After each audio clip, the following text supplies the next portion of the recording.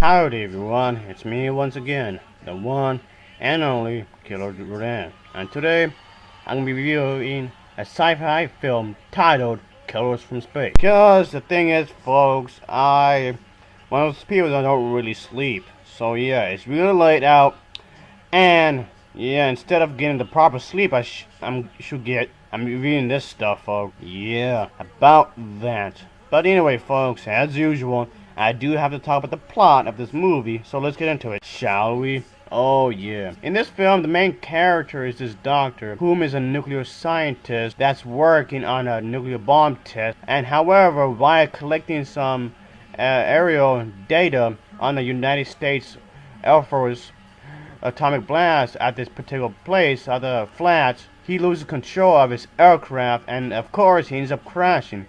The main character of the film appears to have survived the crash unhurt for some odd reason, walking back to the airbase with no. And yes, of course, folks, this storyline somehow involves aliens from outer space that's trying to pretty much conquer the world, of course. Yeah, like we haven't seen that like a bunch of fucking times in these sci-fi movies. Aliens trying to take over the world, folks. I've seen this film quite a few times. I'm just not sure on quite how to feel about this film exactly. I mean, it's not the worst sci-fi movie I've seen. I mean, if you really want to see a bad sci-fi movie, just watch Planet 9 from Outer Space. I don't even know what that even means. What happened to Planet 1? Planet 2? I don't know what's going on here. It makes no damn sense at all. Oh boy. So yeah, folks, this film isn't that bad, really. It's not the worst I've seen. So there's some stuff I did like about it, I guess, folks, I suppose. But it's obviously really flawed, folks. Really, really flawed. I've seen this film with Amazing Muddy quite a few times as well, folks. And I guess I would say I would recommend it, I suppose, folks. I didn't hate the movie. I didn't want to, poke my eyes out. One of my favorite scenes is the one where the character sees the giant lizard and other giant animals, which kind of reminds me of the other stuff, almost. But yeah, that's pretty cool right there, I suppose, folks. And the acting does come out rather over the top at times, I guess. And yeah, it's one of those movies that I was not expecting to be all that great anyway. I mean, the film's okay, I guess. It's very mediocre, very, very mediocre. I've seen a lot worse, and I've seen a lot better, of course. I don't believe it's nowhere nearly as bad as some people claim it to be, if you ask me, folks, but it's pretty okay, I guess. The overall plot is rather typical, of course. The character does attempt to explain what had occurred, but of course, as usual, the authorities, along with his friends, are really skeptical about his story that he was captured by these mysterious aliens that are determined to conquer the planet with giant ant monsters and giant insects, of course.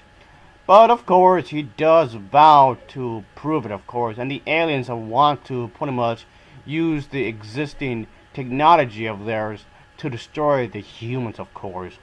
So yeah, I mean, the storyline is really generic, of course, folks. It's really, really generic.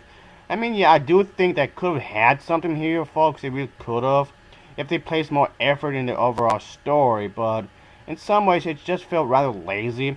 I mean, I could say I see what they were attempting to do, I guess, but I just wish it could have been better, I guess. I don't hate the premise. I actually do like the premise as a whole, folks. I just wish that it could have been done much better than what it was, I guess. And of course, our main character is considered to be insane.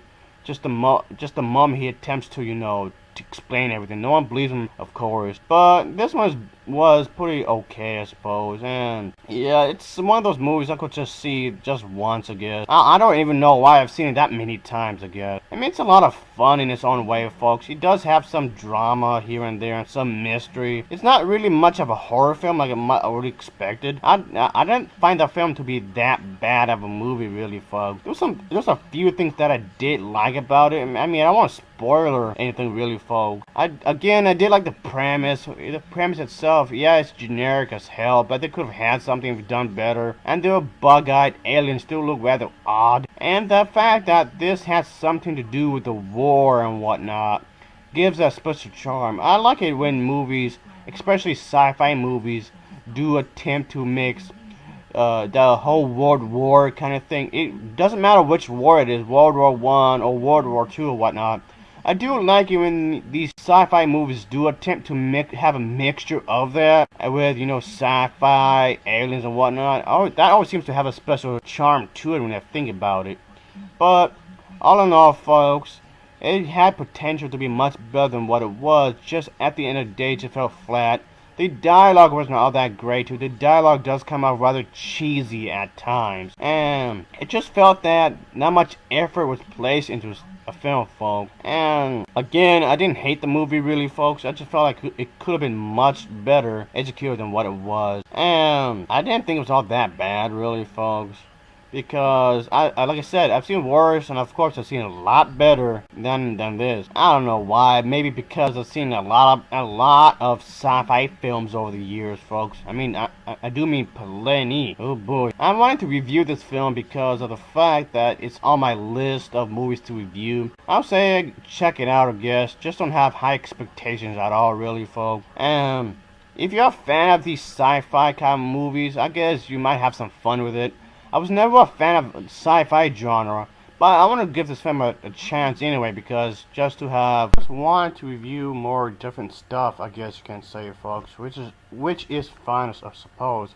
This film does have some awkward moments when it's trying too hard to do certain things, but the director himself, the director of this film, has a few successful scenes where it does attempt in a good way to create a creepy mood, and does achieve that at times, sure.